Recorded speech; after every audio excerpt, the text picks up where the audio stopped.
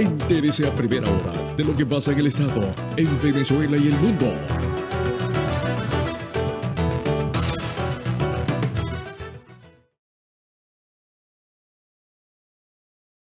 Amigos, aquí está, son las 8, mejor dicho, 7 de la mañana, 42 minutos en el noticiero de la gente por Telesol, de lunes a viernes, a partir de las 7 de la mañana. 0424-894-8912, las líneas, nuestras redes sociales de Noticias 24, en Twitter, también está en Instagram, en WhatsApp, en Telegram, la misma, de Noticias 24. Y como le hemos prometido, hoy tenemos invitado a Marcos Hernández López, doctor Marcos Hernández, ahí lo tenemos en pantalla, y él es lideriza una empresa importante de consultores, HERCON. Ya tiene, ¿cuántos años tiene ya? Ya tenemos 20 años. 20 años tratando de ver, mostrando la realidad en sus estudios, ¿no? Y Marcos, vamos a comenzar con esto porque ¿qué nos está pasando nosotros los venezolanos? Me gustaría ir, porque tú debes tener estudios de eso, ¿qué está pasando con los venezolanos? ¿Nos quedamos quietos? ¿Nos quedamos conformes con lo que está pasando, con la situación país? ¿Cómo tú lo ves? ¿Cómo tú lo miras? ¿Cómo tú lo mides? Bueno, ante todo, buenos días, Miki. Gracias por la invitación a tu prestigioso programa y te deseo muchísimos éxitos, ¿no? Gracias. De Noticias es un programa que está para construir. Y es una pregunta bastante interesante, Miki, porque los venezolanos pudiéramos resumir, según los estudios, los análisis que estamos haciendo en el país, la gente está agotada. Cuando te digo que la gente está agotada es que está cansada. La gente se siente que anda sonámbula. Son 23 años del día a día de un proyecto que de una u otra manera no llenó las expectativas de la mayoría de los ciudadanos. Y cuando te digo esto, es normal. En los países desarrollados o en otros países, los gobiernos duran 5, 6 años, 4 años con una reelección. Y esto es lo que va midiendo, ¿no? La efectividad de gestión. Hablemos de gestión. Entonces, cuando tenemos una gestión que no llena las expectativas de los ciudadanos, la gente se va cansando, la gente va creando una opinión no favorable. Y esto hay que entenderlo. Porque esos tiempos de dictadura, esos tiempos de gobiernos largos, mira, mucho tiempo en el poder desgasta, mucho tiempo en el poder es cansón, mucho tiempo en el poder son los mismos protagonistas en muchos casos y por supuesto la gente tiende a cansarse porque somos seres humanos. Y es por ello que la dinámica del poder tiene que ser alternanza. Y eso ayuda no solo a la democracia, sino ayuda a fortalecer. Por ejemplo, hay partidos, hay países, corrijo, donde se mantiene un proyecto político mientras vaya en función de un bien común. Sí, eso no se toca. Aquí en Venezuela, bueno, cada quinquenio se cambiaban los proyectos, los programas de gobierno. Es decir, lo que importa aquí es la política. Y yo creo que hay elecciones, y no solamente en el mundo, sino en Latinoamérica. Ahí está Bukele. Bukele dice que donde no hay corrupción, el dinero sobra. Y dice algo más importante. Es el momento de los gerentes. Los políticos tienen que entender que tienen que irse, algunos, a sus cuarteles de invierno, y otros tienen que ir a seguir formándose, a seguir estudiando, porque son nuevos tiempos. Y la gente necesita refrescarse. La gente tiene un problema, Miki, y lo dice, el 91% de las encuestas tiene un solo problema, el problema existencial. ¿Y qué produce el problema existencial? La inflación. Y la inflación deriva también en el hambre, en la pobreza, que en Venezuela ronda prácticamente el 90%. Estoy hablando de la pobreza general, Miki. Claro, dentro de todo eso me cabe también preguntarte de que eso de pensamiento único no va con Venezuela. Venezuela no está preparada para un pensamiento único y eso va quebrantando. Claro, en la medida de algunos elementos también que no funcionan, pues la gente se va molestando, pero se va aislando también de la política, que es muy bella la política. Dice, bueno, que sigan, no le importa nada. ¿Cómo rescatar los valores de los venezolanos? Sí, nosotros ahorita andamos en una onda, HERCON Consultores se ha prestado momentáneamente, no solamente a hacer los estudios de opinión y hacer análisis sobre la comprensión real del país y de algunas regiones en especial, sino también el rescate de esa democracia, de la sustancia de la democracia, que es el voto. Es la bandera. La gente se tiene que motivar, y tú lo estás diciendo muy bien, Miki. La gente ha perdido la gran motivación que te genera lo psicoemocional. Y cuando estamos hablando de lo psicoemocional, el gobierno no ha trabajado bien. La política, mucha gente decía mira, el próximo domingo son las elecciones presidenciales, gobernador o alcaldía. Y la gente dice, mira, yo no vivo la política, por lo tanto yo no voy a votar. Pero la política se metió en nuestras casas, se metió en la nevera, se sentó en la sala, se metió en nuestro bolsillo, inclusive con nuestra familia. Entonces, la política sí es importante. Hay que acudir a opinar. ¿Y cuál es la opinión? El voto. La gente tiene que, y hago una reflexión que va mucho más allá, no votes, elige, es decir, busca los mejores nombres. Votar es un acto donde tú lo haces, pero no te responsabiliza de ello. Mientras tú eliges es porque has leído el programa de gobierno, crees que es la persona ideal para gobernar los destinos, bien sea nacional, regional o municipal. Eso es importante lo que está destacando nuestro amigo invitado de hoy, él es Marcos Hernández de Hercon Consultores.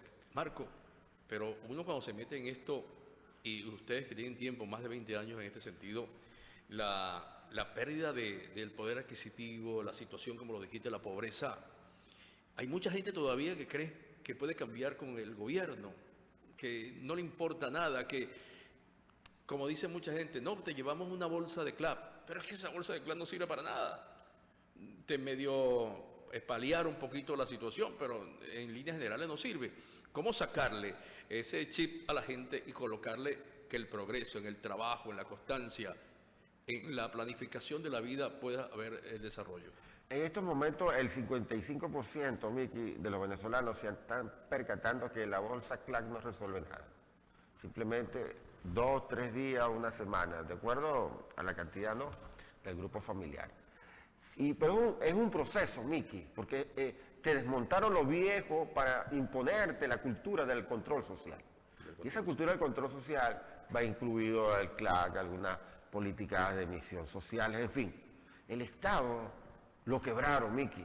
El Estado venezolano, el petróleo y sus riquezas minerales ya no dan como para mantener a los 30 millones de venezolanos. Y ahí estamos, con una pobreza, con el 90%, con una pobreza general. Eso es lamentable en un país petrolero, como también yo vengo en mi carro al programa y veo grandes colas de gasolina.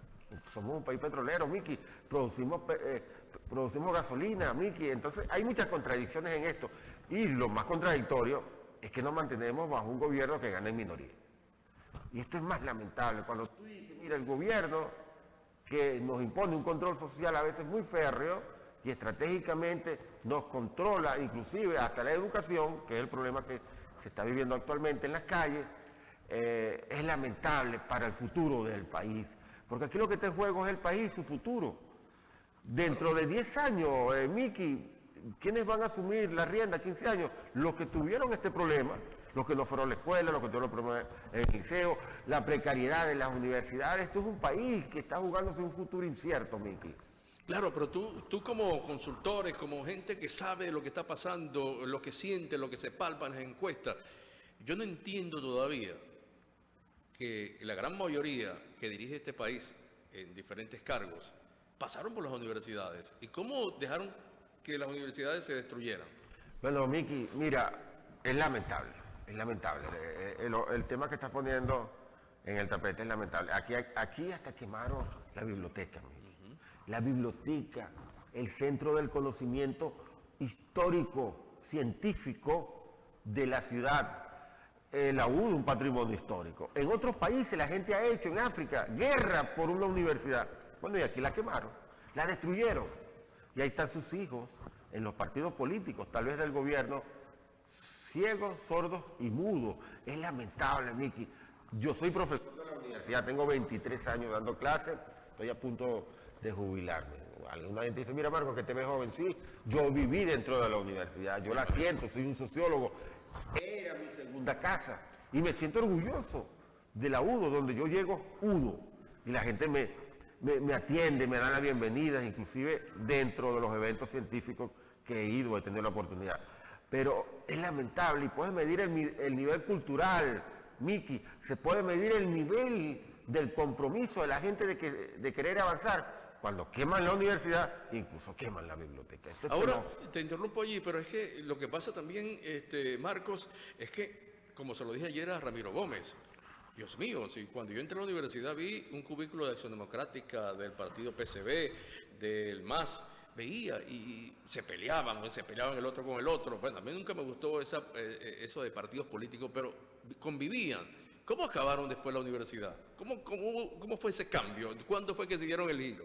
Sí, en la era democrática, por supuesto que existían lo tradicional, los partidos de izquierda, los partidos de derecha de Copey, pero en el fondo coexistía una relación, ¿no?, política, no tan respetuosa, pero existía. Claro. Había respeto, por lo menos Sí, algo, ¿no? pero fíjate que muchos eran de izquierda dentro de la universidad, pero cuando se graduaban pasaban al mercado laboral y se inscribían en la derecha. Estos que estudiaron en la universidad, salieron de la universidad, eran de izquierda, se mantienen en la izquierda, pero bajo otra concepción, una concepción contradictoria, una concepción errada, porque yo no puedo dejar, Miki, que destruyan la casa más alta, que en este caso es la Universidad de Oriente, que era el centro más importante de la educación en el Oriente, después de prácticamente después de la Universidad Central. Bueno, está la Luz, está la ULA, pero ¿cuántas personas no trabajaron dentro de la Universidad de Oriente? Y era el orgullo nuestro. Pero por ahí vamos midiendo, ¿no?, el nivel cultural de la violencia y el nivel cultural que se ha ido fraguando en cuanto a la concepción de futuro que tiene el país, y en este caso el Estado Sucre. Estamos conversando con Marcos Hernández López de Hercon Consultores y vamos a hablar también de la expectativa, los estudios que se hacen, porque este es un mes hay un caso importante que es los partidos políticos, cómo están los partidos políticos, cómo lo ven, tanto de la oposición como del gobierno, y segunda cosa que me gustaría saber, cómo se preparan, porque dentro de todo eso hay un caso importante que se llama le dejamos a otros las responsabilidades. Ah, no, yo no me meto. Pero entonces tampoco te metes y estás criticando, ¿no? Hay que ver cómo vivir la política y cómo vivir las situaciones de cada uno, porque cada uno tenemos necesidades. Sí, en síntesis, que otros resuelvan por mí. Sí, que otros Eso no puede ser. Nosotros somos ciudadanos y como ciudadanos tenemos derechos y deberes. ¿Cuál es el derecho de nosotros? Exigir unas elecciones limpias, claras, cristalinas. ¿Y cuál es nuestro deber? Ir a votar. Claro. Ir a votar. Ahora bien, ¿cuál es el problema? Bueno, entre otros, Miki, porque esto es una cantidad que cada día van emergiendo diversos problemas que van configurándose de acuerdo al momento histórico. Tenemos 41 candidatos presidenciales, Miki. Imagínate. 41 candidatos presidenciales. ¿Qué significa esto? Esto es grave, Miki, porque aquí el concepto dentro de una reflexión final es o unidad o unión en la oposición. Es allí donde está la oportunidad. Y según los propios personas que cada día nosotros vamos entrevistando, bien sea telefónicamente o en campo, la gente cree el 80% que necesitamos cambio, pero ese mismo 80% dice que no vamos a cambiar. Imagínate. Sí, es decir, sí, estamos en contra, pero no vamos a cambiar. ¿Por qué? Porque hay un espíritu no de unidad, no de unión, sino de dispersión. Y esto, por supuesto, le conviene al gobierno, que de una u otra manera va a seguir impulsando la abstención y, por supuesto, la división en la oposición. Ahora, ¿cómo revertir? Porque a veces se presentan candidatos, cada quien con sus intereses. Yo pienso, de forma muy personal, que va a haber unas elecciones primarias y van a haber otros candidatos que se van a lanzar, pero debería haber después un consenso entre ese pequeño grupo, ya será menos de 40, ¿no?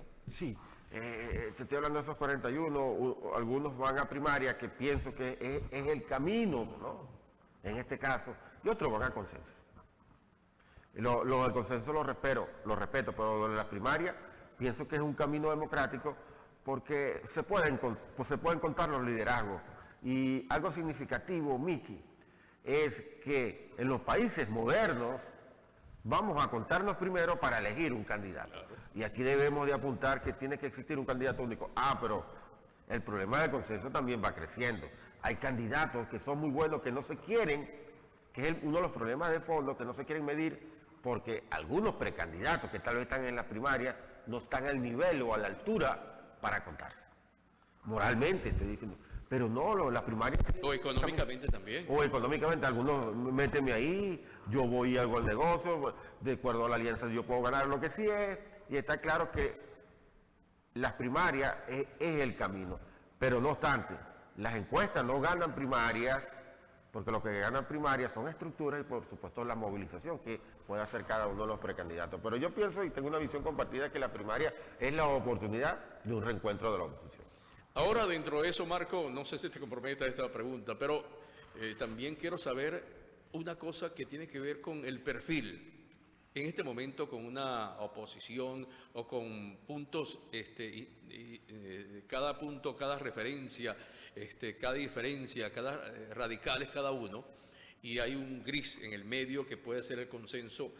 ¿Qué candidato, qué perfil puede tener esa persona que pueda unir al país en un momento dado?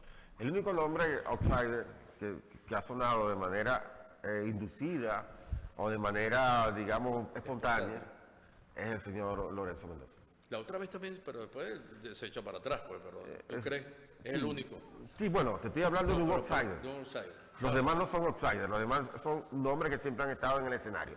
¿Se necesita un outsider en este momento o necesita una persona que pueda unir al país? Mira, Porque está fragmentada o está fracturada lo que se llama las Fuerzas Armadas. Tienes que ver una persona cómo llamar a las Fuerzas Armadas también, cómo llamar a los partidos políticos, cómo llamar a al partido de gobierno, a la gente que cree todavía en la revolución. Es un tema, es un reto. Hay que cohabitar con ellos. Yo te digo, nosotros no somos los indicados para decir, simplemente yo hablo por las encuestas. Por las encuestas. Sí, yo hablo por las encuestas. Las encuestas dicen como outsider el señor Lorenzo Mendoza. Y cuando no son los outsiders, bueno, ahí están los candidatos, liderados, María Corina, Manuel Rosales, Enrique Capriles, Juan Guaidó, El Conde, en fin, hay una cantidad de nombres que son importantes.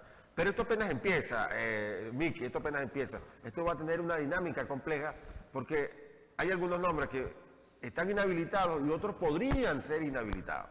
El gobierno siempre se juega bajo la manga, un candidato que pueda ponerle en juego la joya de la corona. ¿Y cuál es la joya de la corona? Miraflores. Ahora, yo no pienso, y bueno, creo yo, de repente soy tan tonto que el gobierno no vaya a inhabilitar, creo que no, que vaya a inhabilitar porque es otra raya, como se dice para el tigre, así que lo digo de esa manera, ¿no? Pero dentro de todo eso, Marcos, que podemos destacar de estos candidatos, no buscando un preferido, primero por tu empresa y por ti, pues que es una persona que puede tener un nivel importante dentro de las proyecciones y de tu empresa, tratar de buscarle, ¿cómo te digo yo? La gente, ¿dónde la gente se pega? Dice no, porque las redes sociales también son unas asesinas. Son tóxicas. Sí, tóxicas. Entonces ahí... No creas en el 80% de lo que dice la red. Entonces, cónchale, entonces, ¿qué haces tú? ¿Qué hace una persona dentro de eso, de enfrentarse a las redes y enfrentarse al fracaso de la oposición? Es correcto. Las redes son tóxicas y lo voy a explicar rápidamente.